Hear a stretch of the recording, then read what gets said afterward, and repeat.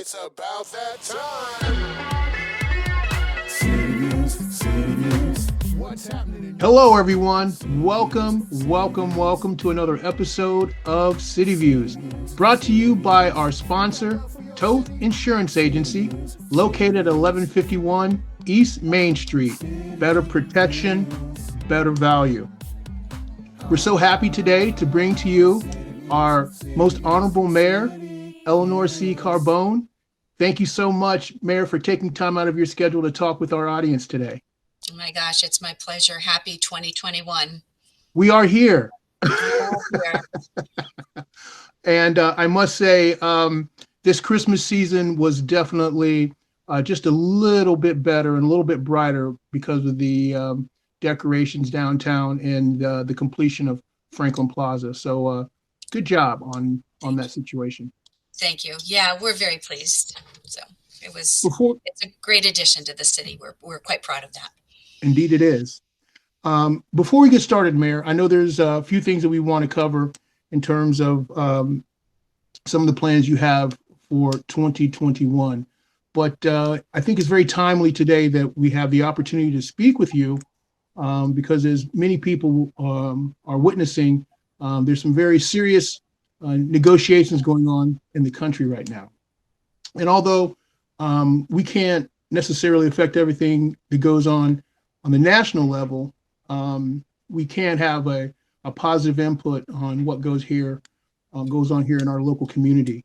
But I would like to know, Mayor, if you would be willing to address the issue of our elections here in the city of Torrington and assure our citizens that their voices were heard and that their votes were counted. Absolutely. No, I appreciate the opportunity to do so. Election 2020 was a very different kind of election for the municipality, the nation. In light of the pandemic, we really were tasked to make sure that we were getting, the greatest turnout in voter participation. That meant a full court press for absentee ballots. Making sure that people were safe at the balloting places and felt comfortable coming in. I can tell you that the city clerk's office and our registrar's office are both the lead agents on all of that. And they did an absolute phenomenal job. Of course, we always know that every time there's an election, the Secretary of State's office for the state of Connecticut does random audits to determine whether or not we were following all of the rules, counting every single vote, and making sure that access to the polling places was as easy as it can be under the circumstances. And I have every confidence that if the city of Torrington is elected to be a part of that audit, that they will find that that was truly the case. We're proud of what we do here on the local level. And I know all politics are local, but if there's any question about the validity or the safety of the voting this last cycle, I can assure everyone it was done well. And every vote was counted. Mayor, can you help us try to put our hands around why our free, fair, and democratic elections were denigrated? I wish I could, because our experience here has always been, so well run, so respected, that I don't know where any questions would come up. They certainly, I feel confident, could not come up on this local level. So wrapping my head around that, I can't answer that as to why that would be called into question. I think that every state has their process, every county has their process, and here in Connecticut, every city has its process. And we want to be able to trust that and have faith in it. I think our history certainly provides solid ground for everyone to be confident that it was done correctly. And I think people should know too, Mayor, that you run a pretty tight ship with your department heads. And I think people can rest assured that if there's any, monkey business going on, you would be on top of it. Well, I think that everybody has a vested interest in the outcomes, so it's not only as, a mayor of a municipality where this is being run through the department heads, but as somebody who is a part of that process. And I want to make sure that my vote is counted correctly. I want to make sure that I'm filling out the ballot correctly. I want to, make sure that anybody who didn't feel comfortable coming in got their ballots delivered to them, in a timely fashion. So just as a concerned citizen, less as a mayor, I felt that this was something that we all own. We all want to see it done well, and we all want to be held accountable. So. Thank you very much for that. I appreciate it. Absolutely. I'm sure our audience listeners do too. Now, I guess the next big item on the agenda is the COVID. Yes. There does seem to be a resurgence. However, as I view things around the city and talk to people, we seem to be in a pretty safe place here. And I think a lot of that is due to your early action and your rapid response to the coronavirus. However, we are hemorrhaging with our small businesses, and many people are very concerned about their futures through the next 3 or 4 months here. Can you talk to our audience a little bit about your feelings about that and some of the remedies that you have in mind?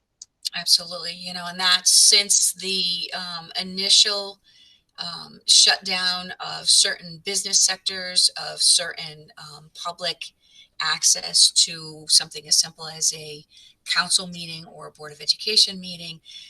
The very first move on our part or concern was about restoration or recovery. So here on the city side, starting in April, we established a recovery committee. We initiated a lot of the outreach from that committee through teletown hall meetings, just to reach out to the small businesses, to the large businesses, to the daycare centers, to the doctor's offices, to the legal community, just to say, what are you all experiencing? And how can we start putting all of the measures in place now to assure that coming out of this pandemic, that you are ready to ramp back up with all of your business. That was a great initial outreach, but what we also know is I don't think anybody expected that this was going to be, 12 months later, still talking about recovery. I'm still talking about the business sector that isn't up and running, especially the small businesses, especially our restaurants and our pubs and our bars. So we continue to do that outreach. We're continuing to advocate for any of the programs that may be released through the federal package with additional PPP.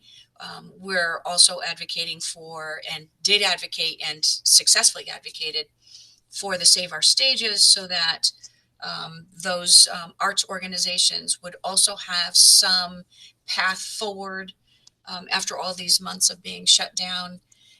And of course, the more recent news, and I think heightened interest, is in the vaccine. And how all of the various sectors of the business community and the population will be vaccinated against this virus, so that we can start talking more fruitfully about reopening the economies. So over the next few days, you'll be seeing a lot of information coming out with regard to vaccine clinics through the Torrington Area Health District. We're working with Charlotte Hungerford Hospital, Hartford Healthcare, on standing up a vaccine center at the Torrington Armory on South Main Street. And then working with the state to help provide clear guidance as to how the population can register, get an appointment for the vaccine, and make sure that that's not just an appointment for the first shot, but that they're also in the queue for the second shot, which is required.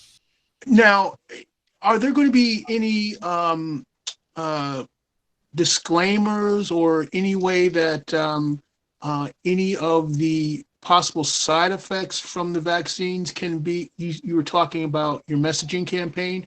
Will those items be included in that? The on the state of Connecticut's website under COVID, there are subsections, and it talks about the vaccine.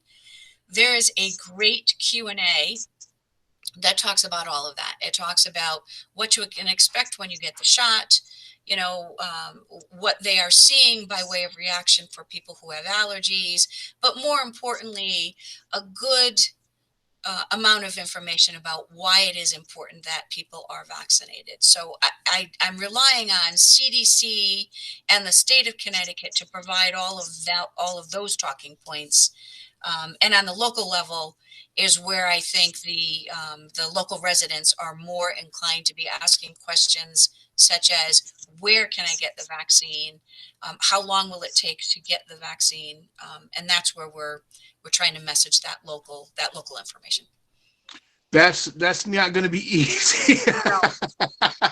um, And because I think as well as I do that, a lot of people get their information from various sources.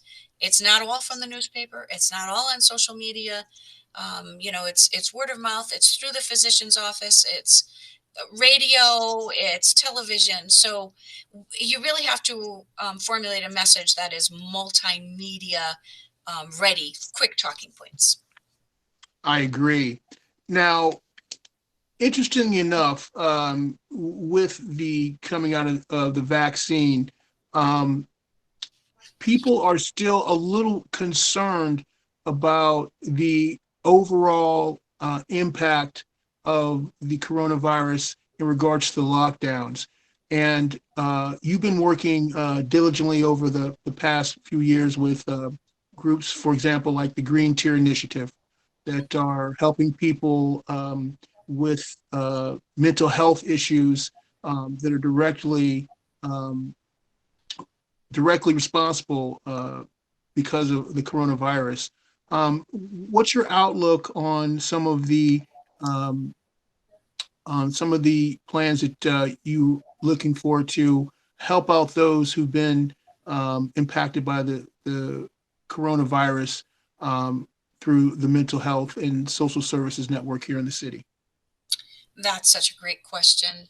Obviously we know that everyone from the age of 2 to the age of 102 have been impacted by isolation, by the lack of socialization, by the loss of income, by the fear of their health conditions, and anybody who may have some pre-existing health issues. This just exacerbates it. We do, as part of our long-term recovery, we have been meeting with all of those organizations, and including behavioral health.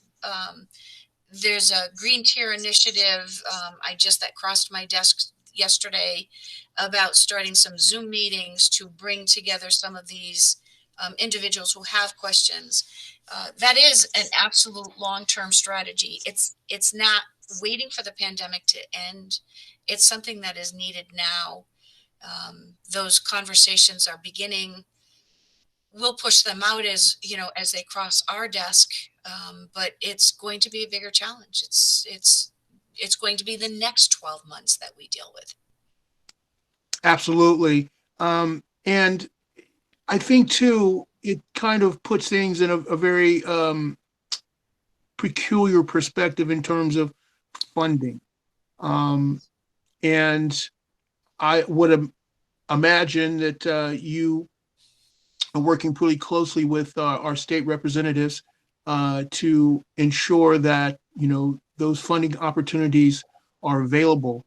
Now, how is the city budget going to be affected going forward by the pandemic? Right now, the city budget is performing remarkably well under the circumstances, despite the fact that we've had to incur expenses with PPE, with any of the safety protocols, with plexiglass shields, with gloves, with masks, but also with overtime for our public safety sector. If anybody is out because a member of their family has been subjected to the virus or they themselves have been, it creates a gap that needs to be filled. So overtime in our public safety sectors has been impacted. Those expenses are all being tracked separately outside of our regular operating budget. We have submitted to the FEMA and the state of Connecticut a request for reimbursement under the FEMA pool of money, but also under the COVID recovery fund that the state set aside. We recently learned that we were going to be reimbursed for the expenses that have been submitted, and additional funds against expenses that are anticipated to occur between now and December of 2021. So we're comfortable right now, as long as nothing else changes dramatically. But all of those things are being tracked, they're being measured. And more importantly, we're looking at those funds that were awarded to us for these purposes in a planful way to make sure that, that we're putting in any of those measures that a municipality should be budgeting for to ensure continued safety and health protocols. So can we safely anticipate that taxes will not be raised? I will tell you that they will not be raised as a result of COVID. However, what do we know? We know that, and that's one of the things that, that when I'm assessing where we're going over the next year, what do we know? So we know that operating expenses increase, salaries increase, benefits become more expensive. We were very fortunate that our Board of Education and School Building Committee put forth a question on whether or not to pursue the construction of a new high school, middle school. That passed. That work has already started. Those are expenses that are in addition to the current and existing budget. So we have to look at all of those. We have to look at the impact of those expenses on the city and Board of Education's operating budgets, and what that will do to the taxpayer. Now, there is word of new businesses coming to Torrington. Is that going to provide a bit of economic stimulus going forward for the city? So some of the exciting things, we obviously had a piece of property that had been blighted and was very much underutilized. It's the old Hendy site, Hendy Stone Container site. A manufacturing company did acquire that property. Anybody who drives by there will see they've been doing quite a bit of work replacing windows and cleaning it up. Their goal is to be up and running later this year. That will create jobs. They will be bringing in quite a bit of manufacturing equipment. Taxes will be collected on that. But those kinds of increases in taxes, they're incremental. We're halfway through the year. We're not going to see that revenue in the year 2021. We'll see that revenue in the year 2022. That's the game that gets played out with budget. So much of our tax revenue is based on the grand list as it existed on October 1st of 2020. That dictates the revenue we get throughout 2021 and the first installment of the 2022 taxes. So yes, there is going to be growth, but will the growth exceed or meet the demand for additional expenses? That's yet to be seen. We're working with our assessor on this grand list, and even if there's modest growth, it helps. Everything helps. Absolutely, it does.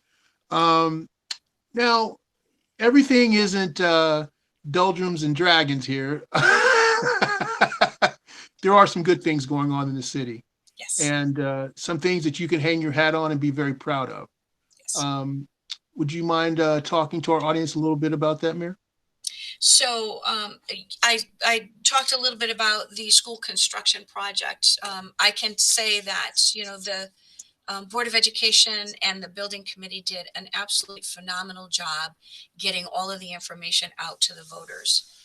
All along, my hope and my goal was that that the voters would have enough time to get all the information they needed to vote, that we would see a significant voter turnout so that there wasn't any question that it was passed or failed by a slim margin, and obviously that it passed, period. So I feel blessed to be in this position right now, to be able to work with the building committee and the Board of Education to just grease the wheels, you know, help them keep this project moving forward, finding the resources before we're able to bond for construction so that they could do all the planning pieces of it, helping them identify how they're going to address the increased demands for traffic in that area.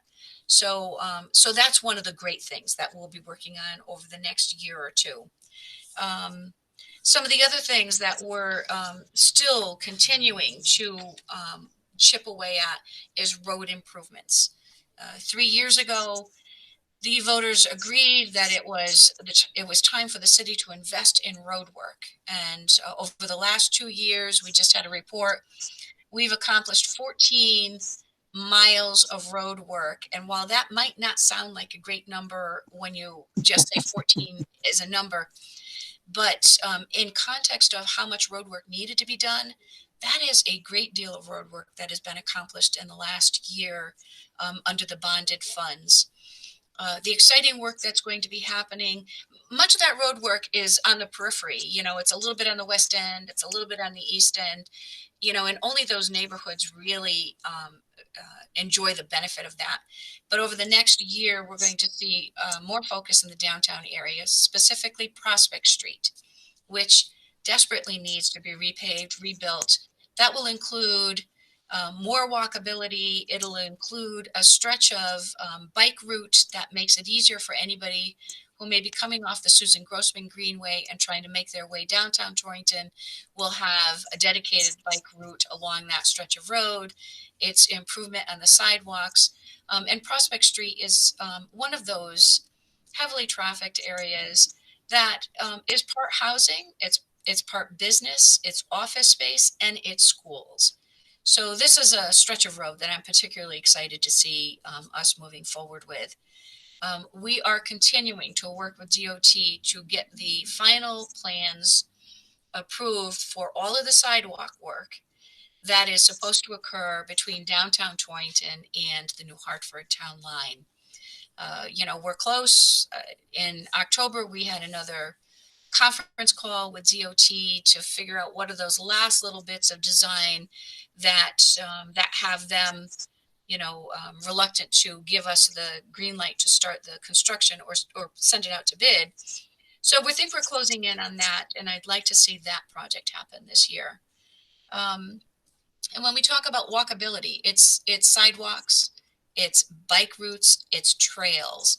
So much trail work has happened in the city of Torrington in the last 5 years. And I have to give credit where credit is due. Rista Malanka, who was our zoning enforcement officer and is now our economic development director, has chased grants and worked with the Naugatuck River Greenway. She's actually on their committee to eke out any resources that she can find to continue to design the Naugatuck River Greenway and then find ways for us to incrementally implement that. So we want to fill in some of the gaps between the Susan Grossman Greenway, the Naugatuck River Greenway at Franklin Plaza, and then the rest of the Naugatuck River Greenway down in the south end and into Toro Field. And at Toro Field, we have our dog park. You know, I was just getting ready to ask you about that. You know, so excited about that. A piece of Yeah. property that really became revealed when we did that trail work. And that's the other advantage of doing this work. You uncover a gem that's been sitting there dormant or unrealized until you do a little bit of work and realize that we can capitalize on this. So we're excited about that, and I want to see additional improvements. I'm working with an Eagle Scout who's undertaking some additional improvements to the park, engaging our youth in a way that they take ownership of some of these park developments. Also, is it's been a very rewarding for me, and I see as being very fruitful for the city. That's fantastic. And Mayor, I do want to commend you too. We had an opportunity to speak with Rufus Durham from the Warner Theater earlier this week, and he definitely praised you on your efforts in advocating for the arts in the Warner Theater and the Save Our Stages program. So I think the arts is taking on a bigger profile downtown and could be a major component in the economic vitality that hits our city, hopefully sooner than later. I believe it's the arts that's going to lead us out of this pandemic, to be honest with you. Once we are able to bring back shows at the Warner Theater, Five Points Gallery has undertaken so much work, not only at their gallery, but at their Center for Visual Arts up at University Drive. Kids Play, the Nutmeg Conservatory. I do believe that it is going to be the arts that leads us through this and restore some of the confidence and goodwill and pride here in the city of Torrington. We have a lot of new residents, a lot of people that chose to escape the urban centers, New York City, New York, upper state New York, Massachusetts. They have been gravitating to the northwest corner, and they've been landing in Torrington. So I'm excited to be able to introduce all of those art offerings to our new residents, and look forward to working with Rufus and the Warner Board. Working with the Warner Theater, working with all of our arts organizations, Five Points Gallery, Kids Play, Nutmeg Conservatory. We have some other we've got Red Room, we have recording studios, we have John Nowelke, who's working on Howard's building. I'm looking forward to working with them. More importantly, I'm looking forward to the opportunity to introduce our new residents who have relocated to the city of Torrington, trying to escape those urban centers, to these arts organizations that exist here.